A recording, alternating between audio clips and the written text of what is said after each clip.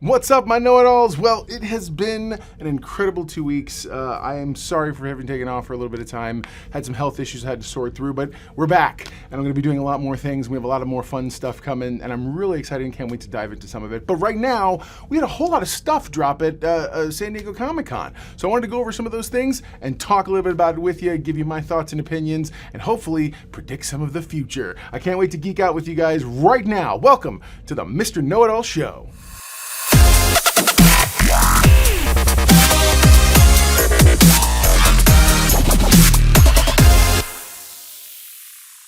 Bro, I absolutely loved the San Diego Comic-Con panel. I got to watch it. I'm going to put a link in the description below so you guys can take a look at that yourselves and get to watch the whole thing through. But this is my version of geeking out about it. So if you haven't seen the panel yet, go watch the panel. It's on Paramount Plus's YouTube channel, or again, the link in the description below. And then come back once you've seen it so that we can talk about it together. It's just like an episode of television, dropping it on a Thursday the way I normally would. So here we go. The entire panel began with a strong dedication to the very first show that kind of has started spearheading everyone's interest in a lot of these things. I don't mean Discovery. Discovery did blaze trails, but I'm talking about this nostalgia period that brought on this wave of Star Trek that is reflective of previous Trek. So for instance, Lower Decks pays a lot of homage to The Next Generation, lives there in a very big way. Prodigy very much lives and connects to Voyager. The way I understand it, there may or may not be some other things coming. And of course, we're going to get a dedication to Discovery, not Discovery, but to Deep Space Nine as well, one of the things they talked about in the panel. But first, the Picard panel. Picard Season 3, they brought out all the Next Generation stars you know and love. A few stars couldn't be there, but for the most part, everybody else was there. Really excited to see. It's one of those things where when you see them together, you can't help but be moved. And I'm so looking forward to it. They did drop a nugget of what I hope to be, and it may have been on purpose, but I don't know. Sir Patrick was talking about one of the things that he liked the most, and what he said was that he brought up specifically the number of enterprises that there would be. Right? So what does that mean? There's good. So clearly, we're going to see the original Next Generation Enterprise with the carpet and everything, which I'm excited for. The one thing that's funny, I was telling Mrs. Know-It-All that I'm really interested to see is if they do any updating, and by that I don't mean necessarily as radical as they've done with TOS versus the new Strange New Worlds, but what I mean is, all of the LCAR screens back in the day were, in the very, very beginning, they were etched glass. And then with some of them being actual monitors that were displaying things that were created, digitally created and whatnot, digital assets. But for the most part, they were etched glass, and when you touched them, nothing happened, and they had to add sound effects and stuff like that. So I'm wondering if they're going to update them a little bit to be a little more like the screens on Strange New Worlds and a lot of the other ones moving forward, which is that when you touch them, they interact, like they're actually a screen of some kind. That'd be kind of dope to see the actual, and this is me geeking out, by the way, because I remember chief engineer in a former life of the USS StarQuest for Star Trek, the International, or Starfleet, the International Fan Club. But seeing them be able to actually have like the op station. The op station has 3 conditions, and one of the things it does is, in theory, when you flip to yellow alert, you would slide up and it would bring up an entirely new panel with a new set of stuff. And then of course there's several other states. Anyway, I'd love if, and that's what according to technical manuals. So now imagine if you can actually have, because that's a deep cut geek sweaty geek reference, like for anyone to notice. So it's one of those things I don't think they'd bother with. But I still think we'll hopefully get a little more interactivity with the screens, because that'd be a lot of fun. We know for a fact there's going to be one singular villain. I really don't know who the villain's going to be. I'm very excited to see what they have coming. I do know we're going to get to see 7 of 9 as a first officer aboard a starship, which I think is awesome, because again, she got the Field Commission command of the Stargazer at the end of Picard Season 3. Spoilers for Picard Season 2. Spoiler for Picard Season 2. And it was one of those things where the internet exploded. Everybody was like, ooh, Jerry Ryan, girl, you belong in that outfit. Like, she looks amazing. So, and I definitely gonna have to get me some of those new current versions of the uniforms. And but yeah, man, it was so exciting to see that whole thing come together. The way the story looks like it's going to be laid out. Worf looks amazing. I feel really good about the fact they haven't altered or changed or manipulated the Klingons yet to any extremity.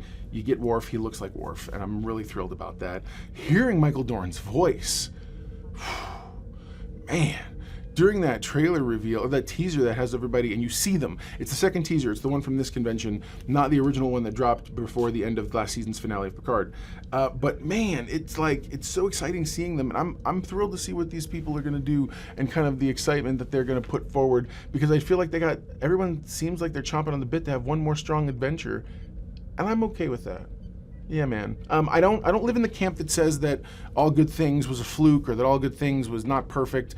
To me, All Good Things is an absolutely perfect series finale. It sent them off wonderfully and beautifully, and then you have the movies as codas. But do you want to give them to give them a victory lap? I'm down, totally down. To let them come out one more time for an encore, I'm down. You know, one thing that Akiva said at the panel was, you know, you want to give these characters an opportunity to come out, but you want it to be earned. That's why they didn't just throw the next gen cast in season 1 of Picard, is because he wanted it to feel earned. And I like that. I like that. To me, that shows a level of respect that some fans may or may not feel that they have gotten or received when it comes to a lot of these shows, but I was excited for it. The next panel that happened was none other than Star Trek Lower Decks. Star Trek Lower Decks is such a fun show. I know that Baby Know-It-All and I are going to be reviewing them as soon as the season starts up again in a couple of weeks, and it's going to be exciting, and we're so thrilled about it, and we can't wait to see this iteration of Star Trek together and talk about it, because she has feelings, and I love seeing her get all riled up about stuff, and you will too. I absolutely can't wait for us to be able to share the desk here and talk a little bit more about Star Trek Lower Decks. So on the cast is so amazing, and they're so great, and there's this playful banter back and forth during the entire panel where basically everyone keeps giving the showrunner crap, and they're like, "Hey, I got beef," and he's like, "Did everyone just wait till Hall H to air their beef?" And it's good. It was really fun. And then of course they showed the teaser, which we've all seen, for Lower Decks the next season, and it looks so much fun. So yeah, I was really, really thrilled. I can't wait to see it. It's a fun show. People argue, well, why did it have to, blah, blah, blah. Star Trek is supposed to be higher than this and this and this. I feel like Star Trek as a brand, why can't you stretch out? Star Wars has Rebels and animations and CGI and younger kids stuff and whatnot, and older material, obviously. So it's like all these pieces, why can't Star Trek be as nuanced? And I love Lower Decks. I feel like Lower Decks is perfecting and doing right what shows like Family Guy and Rick and Morty and whatnot have tried to do for a long time, which is satirize the original, because that's really what Star Trek is. Star Trek's the original space odyssey. I'm not talking about space opera, I'm talking about space odyssey. And I feel like that's exactly what this show does, is satirize that, because there's so many questions ever since Jay and Silent Bob mused about whether or not the janitor for the Death Star would clean the toilets, to up until the original Family Guy, Captain Kirk bits, as well as some SNL skits and whatnot. Everybody's done this. Lower Decks is doing it way better, and they're doing amazing stuff, and it's very self-aware in a way that I love, and I'm super excited for. So that panel was amazing. And then we got what I thought was an amazing panel, and that was the Strange New Worlds panel. Okay, so to say that I'm not, trying to carry my best Christopher Pike here, it would be a falsehood. Anyway, so the panel starts with, strangely enough, some of the Lower Decks folks crashing the panel, and so they're gonna have a crossover. I don't know how it's gonna work. I don't know if it's gonna go both ways or if it's gonna be just one. But apparently, Boimler and Merida are coming to the Strange New Worlds universe live action, played by the two main characters, the actors who voice them, and then likewise Pike, at least Pike, because Anson Mount said there may be a two-dimensional, overly muscular version of himself going to, which I totally can see, and so I don't know if it's going to be like, if they will be self-aware of the fact that it's 2D, you suddenly are in a cartoon universe, or if it's just going to be those two things exist and it just happens to be, as you're on that particular version of it, you're in their medium. Meaning it's space and it's canonical, but it's just that when you're dealing with Lower Decks, you're depicting that in animation versus depicting it in live action. So that's what I think, but I don't think they're going to Who Framed Roger Rabbit it. I could be wrong. That might totally be what happens, but I think it's just going to be the nature of, oh, we're in this universe versus this universe or whatever else. But I'm excited to see that. I don't, there are people who are going to be like, oh, whatever, it's gimmicky, it's this and that. I will call you back out to this guy. Oh, you don't like that one? Well, how about this guy? Okay? So Star Trek has many, many times done silly, childish things that end up being awesome. So let's be real, okay? I'm excited for it. You know you're excited for it, so shush.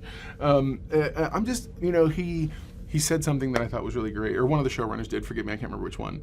They said, there was a time where we had a glut of Star Trek and then there was no Star Trek, and now we're in a new heyday where we're developing all kinds of things. Akiva Goldsman intimated that right before the end of the thing that he had to go back and finish developing 3 new Star Trek shows, and I'm okay with that. Star Trek is a big universe. There's a big universe. There's no reason why you couldn't potentially have, a Klingon-driven show, or a, some sort of a, espionage show based around the Cardassians, or give us more Dominion War, go back to the Dominion War stuff, or even come 30 years later and Sisko finally leaves the Prophets, and now you have an entire Deep Space Nine spin-off series based in that. I'm excited. I think that there's so much untapped storytelling potential that we should be welcoming this stuff with open arms. I'm thrilled. This was such an exciting San Diego Comic-Con, and I've got some other things coming out. But there you go. So now you know. And if knowing's half the battle, you're halfway to being a know-it-all yourself. So guys, ladies, know-it-all nation. Thank you so much, you guys. Please submit your questions below. I want to hear what you thought about San Diego Comic-Con. I'd love to talk a little bit more about it next week on Trek Talk Tuesday. We're also going to start doing some watch-throughs, and I have some stuff that was recorded before I went MIA for a minute that we're going to go ahead and finish getting put together and get out as well. Like I think we have 2 essays, one on comparing Kirks and the other one on sort of the different people who've played different iterations of characters as well as some things going about uniforms and spaceships and all kinds of stuff. But hey man, I would love to get an opportunity to talk face to face with some of you. So if any of you if you've got a platform, if you're on YouTube or you do a podcast or something like that, hit me up directly. I'd love to get an opportunity to touch base and maybe collaborate a little bit with some more of the community and really get into doing some really great Star Trek content together. So thanks a lot, guys. I'll talk to you all soon. Never forget, everyone loves a know-it-all.